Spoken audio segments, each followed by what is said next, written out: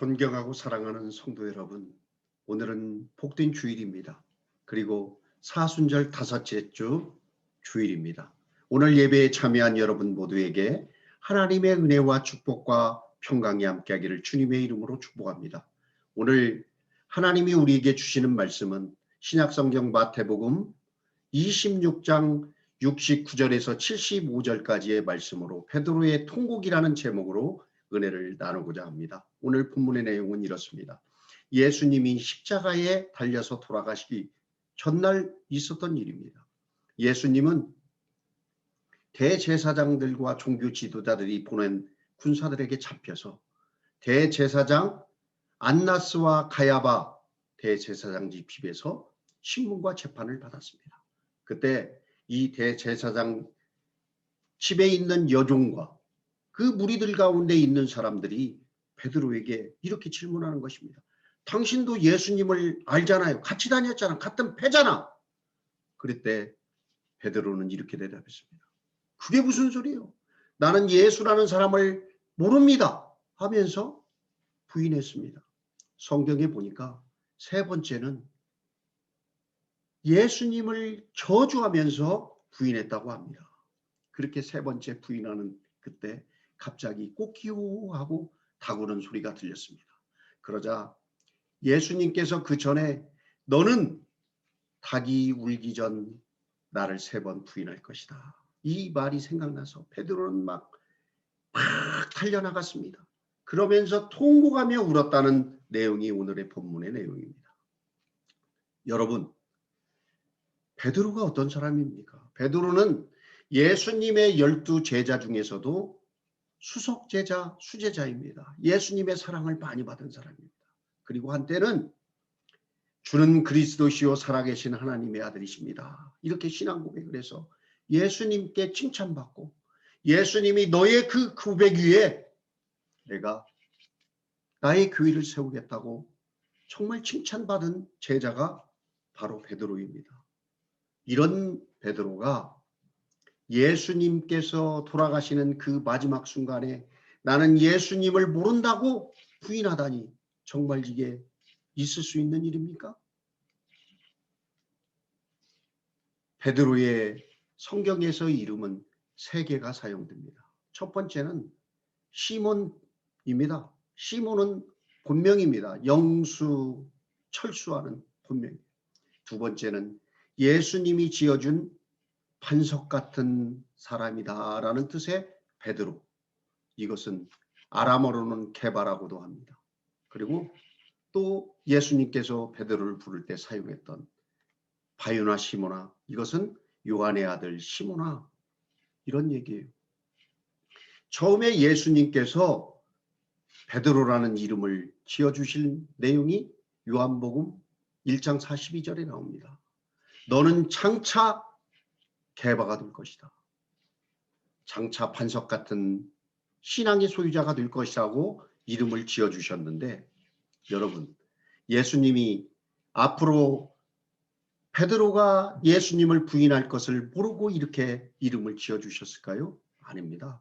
예수님은 성질이 다혈질이고 말이 앞서는 베드로가 실수할 것까지 다 하셨어요. 그러나 진정으로 회개하고 돌아온다면 이런 사람도 용서받고 회복되어서 반석과 같은 믿음의 소유자가 될 것이다 하면서 베드로라는 이름을 주님은 지어주셨습니다. 사랑하는 성도 여러분, 저와 여러분이 믿는 하나님은 이런 하나님이십니다. 우리가 실수하고 잘못을 저질렀다 손치더라도 온전히 회개하고 주님 앞에 나오기만 하면 주님은 우리의 죄를 용서하시고 치유하고 회복시켜서 반석과 같은 믿음의 소유자로 사용하시는 분이 저와 여러분이 믿는 사랑의 하나님이시라는 것입니다.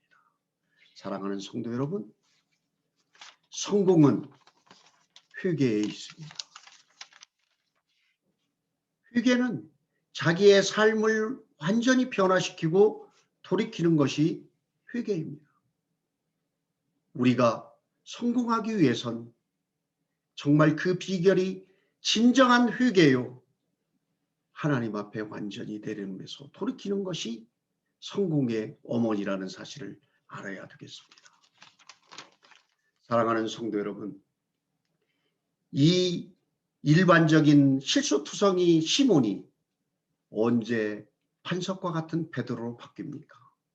그것은 예수님께서 십자가에 돌아가셨다가 3일 만에 부활하신 다음에 갈릴리 호숫가에 제자들을 만나기 위해서 나타나셨습니다. 제자들은 고기 잡으러 가서 밤새도록 고기를 잡았는데 한 마리도 잡지 못했어요. 그때 예수님께서 너희 그물을 오른쪽에 던져라 이랬더니 이 사람들이 자기의 모든 경험을 내려놓고 오른쪽에 그물을 던졌습니다. 그랬더니 그물이 찢어질 정도로 물고기가 많이 잡혔어요. 이 사람들이 육지에 오자 예수님은 숯불에 떡과 물고기를 구워서 먹게 하셨습니다. 그리고 거기에서 베드로에게 예수님은 질문하십니다. 사랑하는 시몬아, 네가 여기에 있는 이 사람들보다 나를 사랑하느냐? 그러자 베드로는 너무 쑥스러웠어요. 제가 주님을 사랑하는 줄 주님이 아십니다. 그랬더니 3번을 똑같은 얘기로 나의 양을 먹여라 이렇게 말씀하셨어요. 그러면서 이런 질문을 3번을 계속 하셨습니다. 왜 하셨을까요? 성경학자들은 3번 부인한 베드로에게 주님이 사랑의 고백을 하게 하셔서 정말 반석과 같은 신앙의 사람으로 세우기 위하여 3번을 똑같이 질문하고 사명을 주셨다. 이렇게 얘기합니다. 이 연약한 가운데 주님께 사랑을 고백한 베드로는 반석과 같은 신앙인이 되었습니다. 예수님이 부활 승천하셔서 하늘로 가신 이후에 초대교회에 영향력 있는 최고의 사도가 되었습니다. 이 베드로 사도가 한번 설교할 때 3,000명이 회개하고 돌아오는 놀라운 역사가 일어난 것입니다. 베드로는 정말 이름답게 반석과 같은 큰 일을 감당하는 신앙인이 되었습니다. 사랑하는 성도 여러분, 지금은 예수님의 십자가 고난과 부활을 묵상하며 지내는 사순절 기간입니다. 저는 이 사순절 기간에 우리 성도님들 모두가 자기의 신앙을 뒤돌아보며 점검하는 기간이 되기를 간절히 소원합니다. 여러분, 우리의 신앙이 평범한 시몬과 같은 신앙입니까?